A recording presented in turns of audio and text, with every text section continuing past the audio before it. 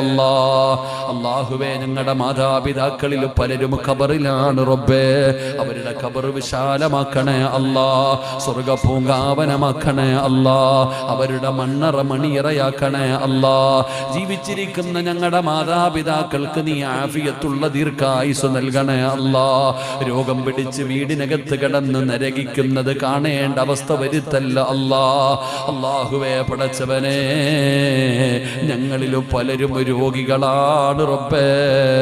മാരകമായ രോഗങ്ങളെ തൊട്ട് കാക്കണേ അല്ലാ.